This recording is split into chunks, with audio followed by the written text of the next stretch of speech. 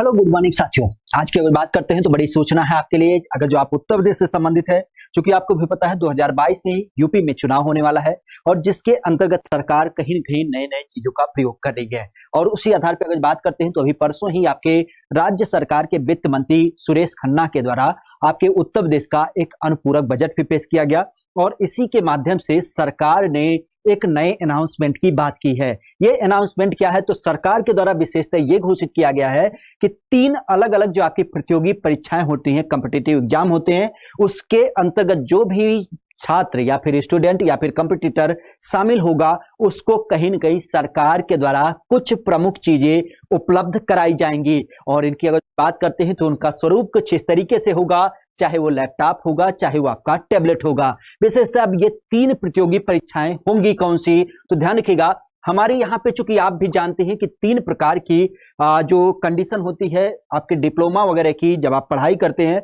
तो उस संदर्भ में एक परीक्षा होती है आपके स्नातक की। ग्रेजुएशन की जब बात करते हैं, दूसरा होता है डिप्लोमा। जैसे आपने ग्रेजुएशन नहीं किया, एकेडमिक पढ़ाई नहीं की है, लेकिन किसी अंतर्गत कह सकते हो किसी कोर्स के अंतर्गत आपने डिप्लोमा हासिल किया है। और डिप्लोमा के अलावा अगर बात करते हैं तो बहुत सारे ऐसे बच्चे होते हैं जो कहीं न कहीं परास्नातक की पढ़ाई करते हैं। तो इन तीनों कोर्सेज के अंतर्गत जो भी व्यक्ति क्या होगा, इनरोल कराएगा खुद को पढ़ाई लिखाई के लिए, तो उन व्यक्तियों के लिए सरकार ने यह घोषित किया है कि आने वाले समय में हम प्रमुखता से क्या करेंगे, यहां पे अपने उत्तर प्रदेश में लगभग 1 करोड़ छात्रों को, पुनः ध्यान रखिएगा, आपके प्रदेश के लगभग 1 करोड़ छात्रों को या फिर 1 करोड़ युवाओं को लैपटॉप और लैपटॉप के अलावा हो सकता हो आपका स्मार्टफोन। ठीक है, तो 2 चीजें ध्यान रखिएगा, या तो लैपटॉप होगा या फिर आपका यहां पे टैबलेट होगा या फिर स्मार्टफोन होगा। अभी यह सुनिश्चित नहीं है, लेकिन यह जरूर सुनिश्चित है कि आने वाले दिनों में 1 करोड़ लोगों को, पुनः ध्यान रखिएगा,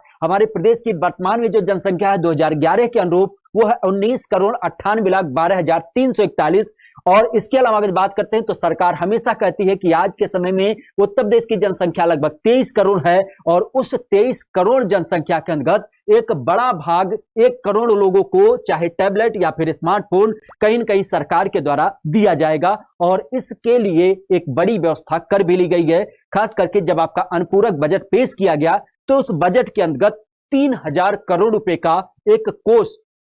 चूंकि पैसे की जरूरत सबसे बड़ी होती है, और उस कंडीशन में 3000 करोड़ रुपए का यहां पे कोष भी गठित कर लिया गया है। एक बिंदु और यहीं पे सुनिश्चित कर लीजिएगा, क्योंकि आप भी जानते हैं अगर जो किसी भी प्रतियोगी परीक्षा के लिए आपका एग्जाम लगता है, जैसे आज के समय में पेट का पूरा माहौल चल रहा है, और पेट के लिए हालांकि सरकार ने बड़ी सुनिश्चित चीजें आपके लिए की है कि जैसे लड़कियों के लिए आपका होम डिस्ट्रिक्ट रखा है और लड़कों के लिए 1-2 जिले का अंतराल रखा है। लेकिन पुराने समय में क्या होता था कि आपके 5-10 जिले अंतर करके इवन 100-100 किलोमीटर दूर आपका एग्जाम भेज दिया जाता था सेंटर के रूप में, और उसी क्रम में आपका आने जाने का बड़ा हिस्सा खर्च के रूप में चला जाता था। अब यहां पे अगर बात करते हैं तो सरकार ने यह घोषित किया है कि जो भी अभ्यर्थी या फिर जो भी कंपटीटर किसी भी प्रकार की प्रतियोगी परीक्षा में अगर जो आता या जाता है तो उस कंडीशन में उसको आने और जाने का भत्ता भी सरकार के द्वारा दिया जाएगा। ध्यान रखिएगा, आपको पता ही होना चाहिए कि रेलवे एक ऐसी संस्थान है जिसमें अगर जो एग्जाम होता था तो आपके जो एससी और एसटी कम्युनिटी के लोग होते थे उनको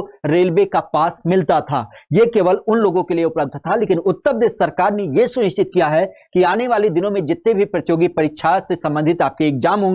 उस संदर्भ में सभी छात्रों को कहीं न कहीं क्या होगा, उस संदर्भ में भत्ता दिया जाएगा। अर्थात जितनी आपकी किराए की धनराशि होगी वो आपको कहीं न कहीं पुनः आपको वापस मिलेगी। तो एक बड़ी सूचना थी, खास करके आप भी जानते हैं, तो हो सकता हो कि आने वाले दिनों में इसके बारे में पूरा प्रोसीजर बताया जाए कि किस तरीके से सरकार आपके लिए पूरी रास्ते की जो कह सकते हो कड़ी होगी उसको सुनिश्चित करेगी कि आखिर आपका ये जो 1 करोड़ का लक्ष्य है टैबलेट या फिर स्मार्टफोन बांटने का, तो वो कैसे कैसे किस प्रकार से प्राप्त होगा। इन सारी सूचनाओं को आने वाले दिनों में हम आपके साथ शेयर करेंगे कि किस